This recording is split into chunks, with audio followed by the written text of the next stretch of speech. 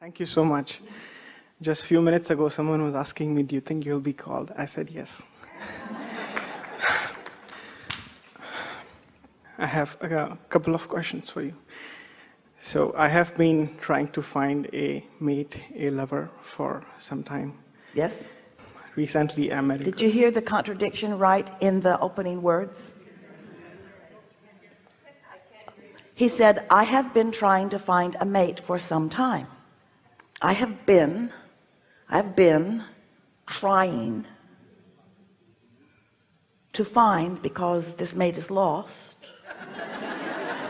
a mate for some time. It's all right, because an observation of life experience causes you to, we're just going to sort through this a little and have fun, so just relax, because it won't be too painful. Sure. We're just going to play with all of you a little bit. So what are the evident beliefs? Finding a mate is not easy, or it's easy? Finding a mate happens quickly, or takes a long time? It's something that you have to try to do, or it's something that just comes to you. And so this is what we mean by bucking your own current. You have beliefs that are working against you, and we know Esther argued for what you are experiencing. She would say, well, of course that's what he believes. He's been trying to find the missing mate for a long time. What do you want from him, Abraham? And we say, we just want you to understand, you can't get there from there, because every step forward you take, your mate just keeps moving. I'm trying to find you, I'm trying to find you, I'm trying to find you. It has been like that for some time.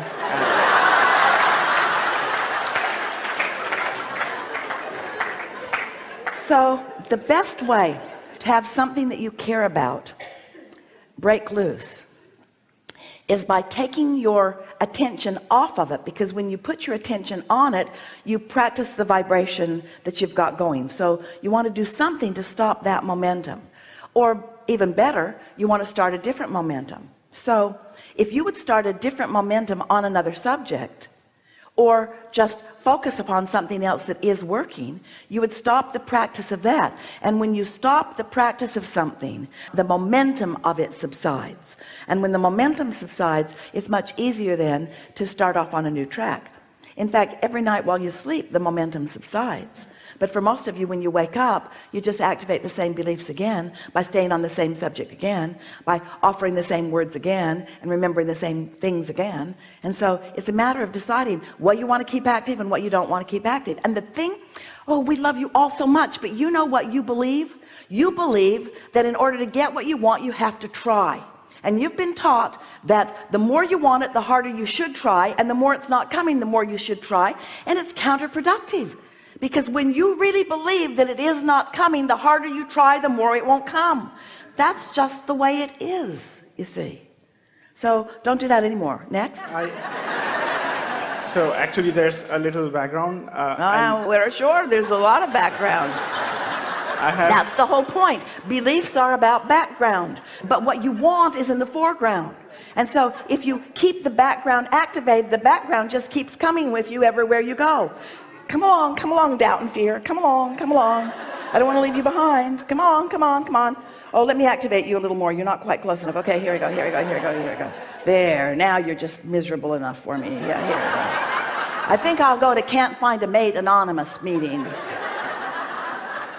So I have been practicing meditation and trying to get rid of the negative momentum. Can't get rid of negative momentum. There's a war against drugs, and a war against cancer, and a war against AIDS, and a war against teenage pregnancy, and a war against terrorism, and war against terrorism, war against terrorism, war against, and all of them are getting bigger. Because whatever you give your attention to, you practice and attract to yourself until you are part of the statistic, you see. So after he leaves this room, he will never say the word trying again. It's like shock. We'll poke him with a stick every time he says trying. So I met a girl a few months ago through a mutual friend, and I didn't really know her, but for some reason, for work, I got to meet her a few times, and I instantly fell in love with her. It was like, you would say, love at first sight, or I was like on drugs all the time, all days, and I liked each and every little thing about her. I absolutely adored everything. It was like immense power. I felt so powerful that when I envisioned living a life with her, I could feel that I'm the most powerful man in the world. I went and saw a $9 million home. I thought of starting my own startup. It was like everything was in peace, and I spoke with her. Because you came into alignment with your own desire for a while. And then? Then I confessed my feelings to her. She said she didn't feel the same way, and I kind of fell out of that vibration.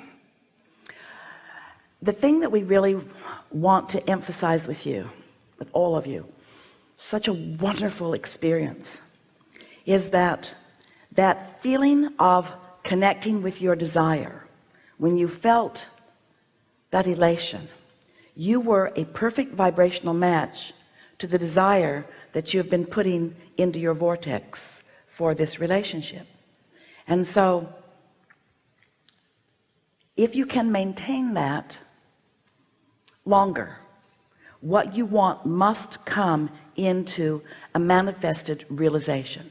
But what happens when that momentum is short-lived and the former belief is still available, maybe even readily available, and you act too soon, then the result of your action backfires. That's what we call trying too hard. Backfires, because then you began immediately to respond to her saying that she did not feel the same way, and then that wonderful bliss went away for you, because your bliss was conditional upon her response rather than conditional upon your alignment with what you really want. Now, if we could just convince you, and we can't, you have to find a way of getting it yourself, that if you could maintain that feeling of elation that you were describing, a perfect match to your perfect idea of this perfect mate must show itself to you. It has to be. But everything that you have just described here is exactly what goes with most people about most things. They want something because they don't have it, and the more they don't have it, the more they really, really want it. And then they move into action before the action is really inspired. It would be like putting the seed of corn into the ground, knowing that it's going to grow if it's nurtured, knowing that it's going to be something really good to eat in time, but instead going out there about a week later and looking for it, and then just digging it up, and then saying, oh, you're not what I expected, because you did not allow the gestation, you did not allow the universal forces, you did not allow yourself, because you see, it's really you that ripens, it's really you that readies yourself. Well, I can't really put back that corn seed, can I? I can't really go back to her again now. We haven't spoken more than 10 words after that. So what? So what? Out of every bit of contrast comes wonderful clarity, and comes a new bounce, and comes a new intention. And so, for one thing, the intention is, I am so delighted at the idea of someone feeling about me the way I feel about them. In fact, nothing less than that will do. Nothing less than that will do. Won't it be wonderful when someone else gets to hold me as their object of attention and feel that way about me? How good that will be for them, because oh boy, it was so good for me. How much I appreciate this wonderful girl, that she stood as my object of attention for so many pleasurable thoughts that I offered. And just because her response is not what I wanted right now, it doesn't mean that I cannot continue to hold her or someone else as my object of attention. Clarification, clarification, clarification. Clarification not only about what you want, which may already be clarified, we're not quibbling with that at all.